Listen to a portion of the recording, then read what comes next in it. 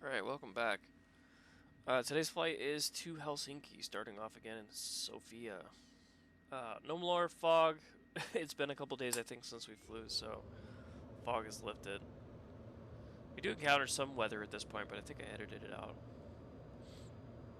We're going to be flying over the Balkans at first, heading out towards uh, Montenegro and up into Serbia and stuff like that, so that's the first half of the flight. Sofia Tower Duncan 1-1 frequency change. The second half of the flight is going to be starting in Minsk, and we're going to be picking up my brother for it. So, unfortunately, I'm an idiot when it comes to audio editing, or audio recording, I guess, and so I forgot to mute his voice from being recorded. So I didn't get a lot of good footage that isn't, like, quiet. What I really should do is just, whenever I'm flying with him, record just the game audio, but of course I just didn't decide to do that.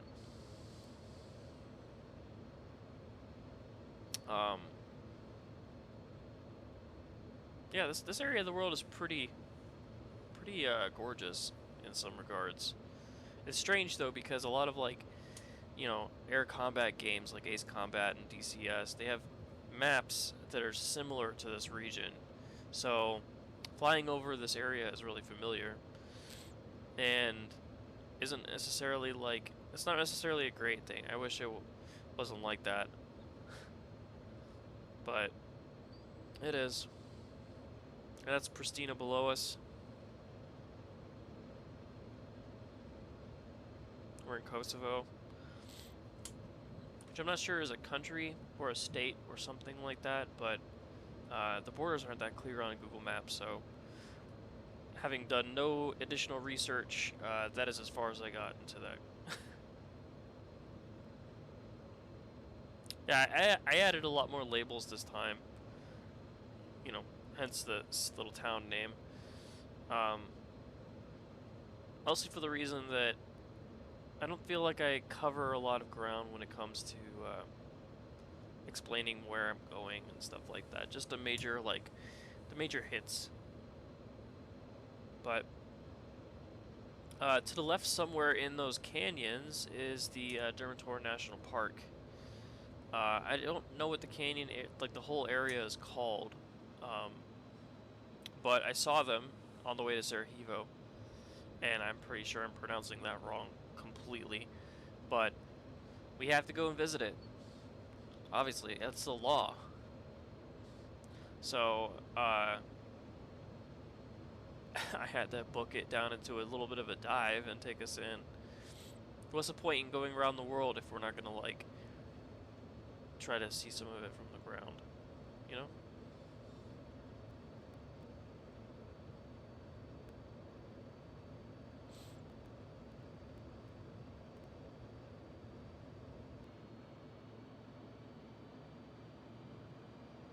I believe this is the Tara River.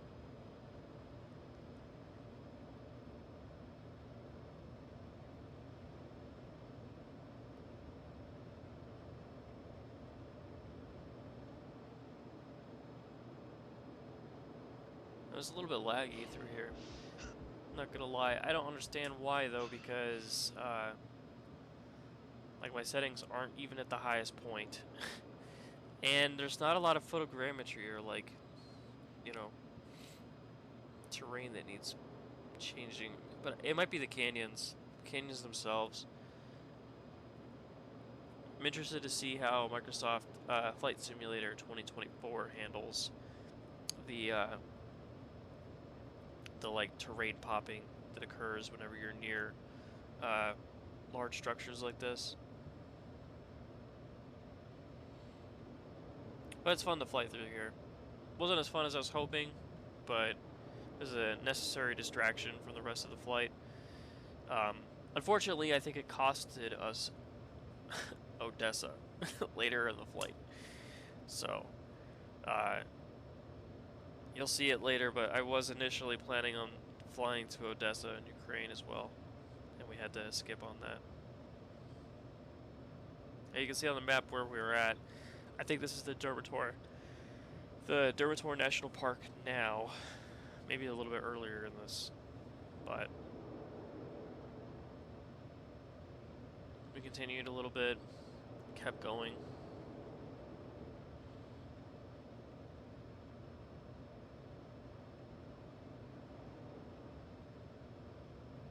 I think I like the idea of including these like unscripted distractions in a way, because it shows. I could keep on showing you the same flight through the Alps that I did, which I've practiced so many times, but continuously adding these little like one-off moments where it's like, oh, I've never flown through here before, let's go try it out. Like that's important to me because it shows you like where my mind's at when I'm flying through regions like this. Like, what do I consider safe? What do I consider unsafe? Because I mean, it is a game. I'm not gonna die if I hit a mountain, but I want to make sure that I continue this flight without any like interruptions. So, on occasion, I will like go and do these little one-off little trips, and I still try to do it as smoothly as possible, I guess. Yeah, here we are, climbing back up to cruise altitude. You can see on the map in front of us, whenever it comes back up, that's the little loop we took to go explore, and then on to Sarajevo. And if you saw in the distance, there is a little bit of weather brewing.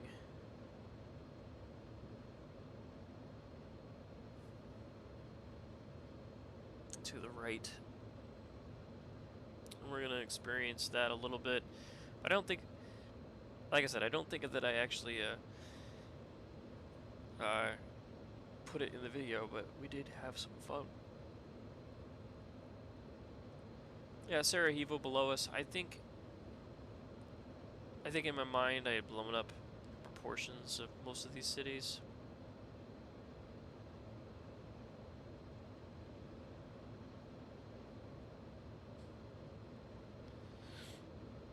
I think that it is about as big as I expecting now.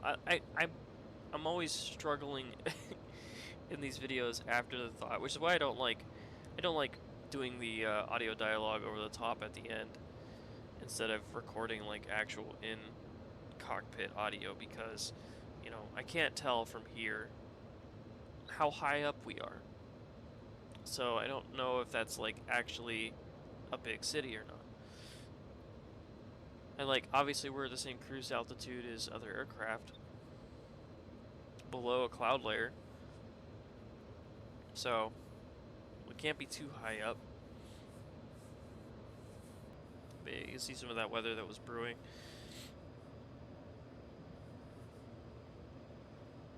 Here we are on approach into Belgrade. I didn't land at any of these places, obviously, but Belgrade was interesting. I recognized that little bend in the river there, and I started thinking to myself, like, where do I know that from? I don't think I've flown. I didn't think that I had flown a lot of this before, but looking over there in the distance towards the rain, I recognized more of that of the river, and it suddenly dawned on me that I'd flown this route up and down the river, not this route, but up and down the river, the Danube, from Belgrade to someplace else, and I wasn't sure exactly what that place was until I looked at the map. Try to find the other end of it, and it's Budapest. So it's just odd, like, I've done little random trips through regions of the world that I thought looked interesting, and it's strange to come across them on this grand tour.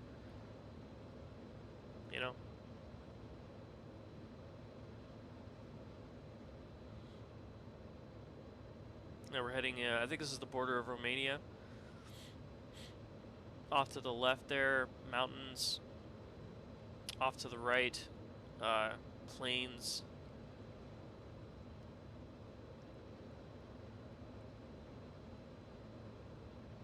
Yeah, those mountains are the Carpathians. That's on the other side of those are the locations of Transylvania and Brasov. And then off to the right is the border, I think, between Hungary and Romania. Not Hungary. I'm sorry. Hungary's the other direction. But yeah, we're about to enter into the area above Bucharest, I think. Yep, there it is.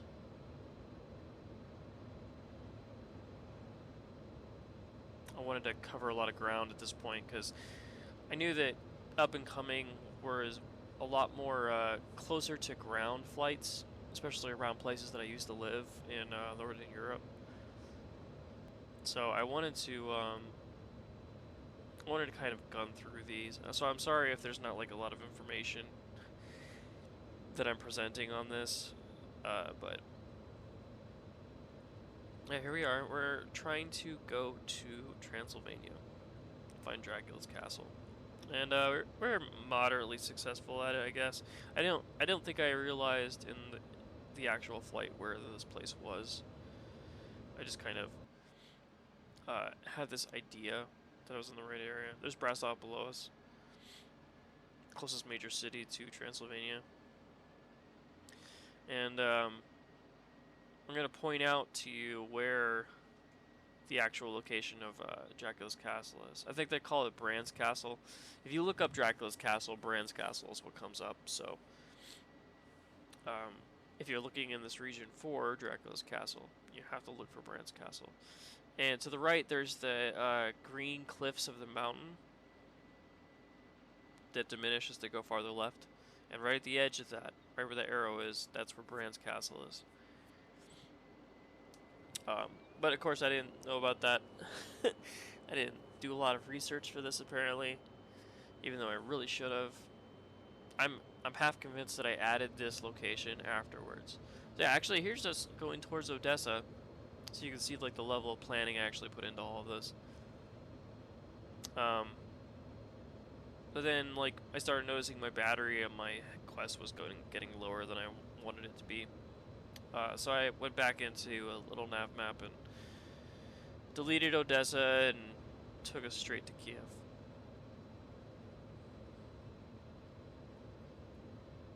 Now, I don't want to talk about any of the things that are happening in these regions because there is a lot. And it's not like the subject of this. So we're just going to skip over any kind of politics and just go straight to the nature of flying. Kiev is down there at the end of those rivers, where the river starts to get like particulated into different branches and then meets the rather large body of water up there towards the north. I've flown here a couple times, especially when the news hit. I wanted to see what it was about, see what the region looked like. I do that quite often. Whenever I hear about something happening in the news, I go and look at it, like the Evergreen disaster, not the disaster, the Evergreen ship in the Suez Canal. But yeah, a little bit north of Kiev is Chernobyl, so we kind of hooked it straight past Kiev and came down to look at Chernobyl. Chernobyl is one of those places that I have to visit every single time I'm in this region, just because, like, it's cool to look at. You hear about it, you watch stuff about it, but you don't get a good sense of, like, how far it is from anything. Yeah, there it is. I actually don't know how old this satellite imagery is, either, because the metal shielding that they put over the top of it is over there to the side of it. Hasn't been put on yet. So, I'm going to add a little text down here after I finish this audio narrative to explain exactly when that happened, so we can get some kind of context as to how old this photogrammetry is. Not photogrammetry, how old the satellite imagery is. And you can like you can get a sense of that, how that you're like flying over old satellite imagery while you're flying over these parts of the world, because you know, like the ILS for Minsk, pretty big city, but it's off, you know, by like half a mile, it feels like. You look down at the ground and you see like nothing's really definitive. It's like a very blurry, I guess you could say. And half of the ground is patchy and auto-generated, so it's kind of like not worth it to fly over a lot of these places. So, but Minsk is where we're picking up my brother, and actually this is the end of the 23rd of June, I think. So I picked it up again the next day. But Minsk is over there on the left. And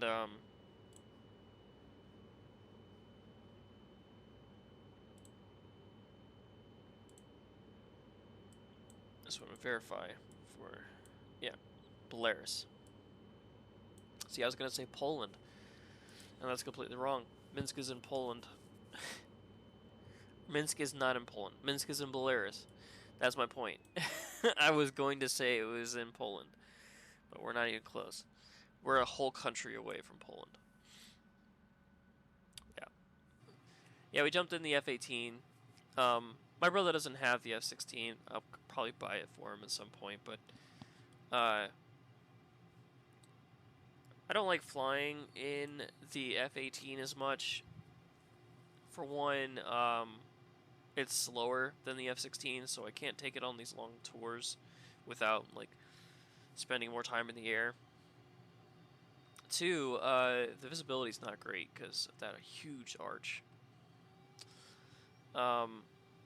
And also, like, it's something that only really occurs in VR, but when you look down, the seat is a little bit farther than you're expecting it to be. So if you try to, like, move your in-cockpit camera to accommodate that, or, like, change the world scale to accommodate, make it feel like you're actually that size, you just end up being in a weird position. And the seat is like perfectly straight up, so whatever they're doing to work on the scale of this, they need to work on it a little bit more. Sorry. Right, here we are into Moscow. It's silent because my brother was talking, but this is the best footage I have of our approach into Moscow. So they're at, I believe it's the Moscow State University. At least that's what Google Maps says. And there's the red square. Like, you can see the quality of it. It's one of the major cities of the world, but its most famous landmark is very, very, very blurry. And, you know, for the same reason that the rest of the satellite imagery is not great, I think it's an issue of, like, international peace.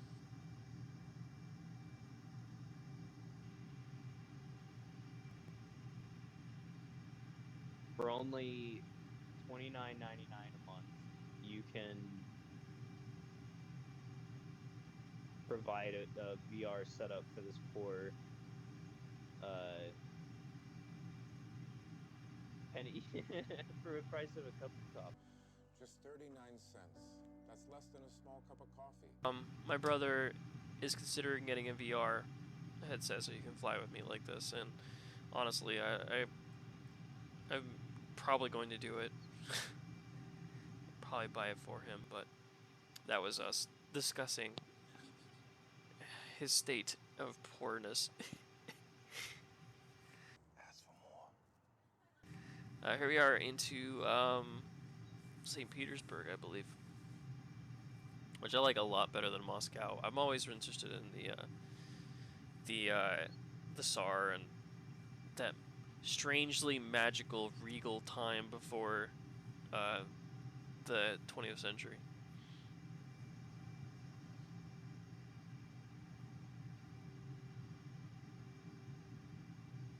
I believe we passed right over what we were looking for.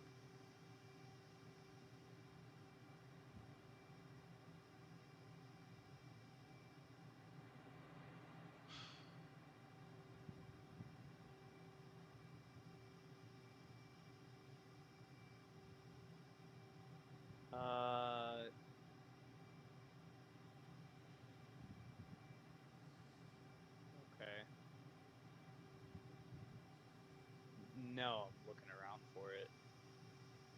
Yeah, that's one of the problems of not having a VR headset is that when you're flying, you have to choose to either look around or control your flight. But what we're actually looking for is right here. Or what I was trying to show him is right here. The home of the Tsar, Catherine Palace, in St. Petersburg.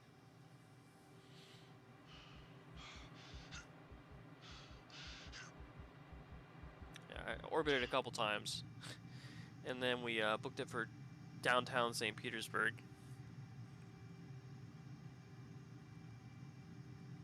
See, if he had VR, he'd appreciate that. He'd understand what it was like to get that close to the ground. This is the most interesting region of this place for me. It's Peter and Paul Fortress. I don't know what it is.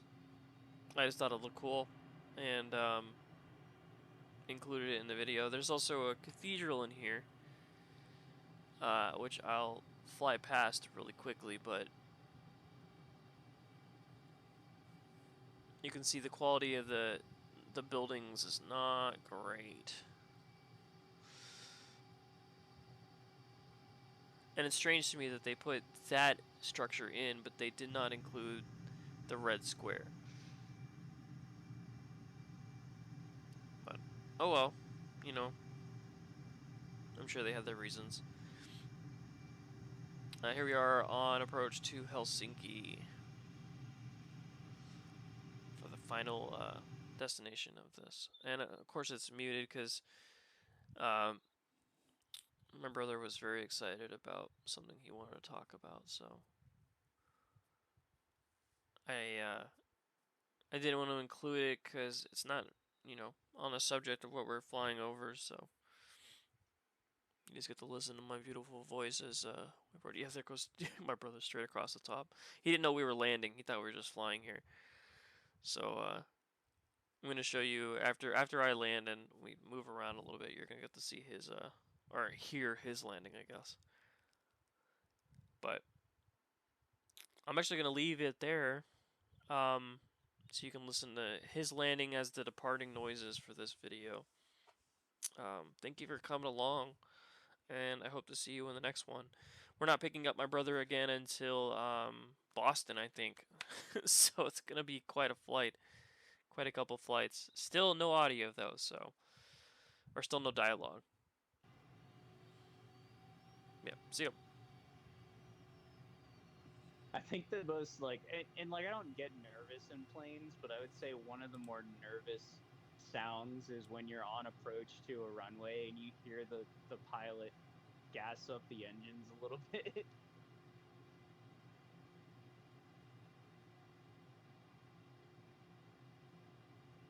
Yeah.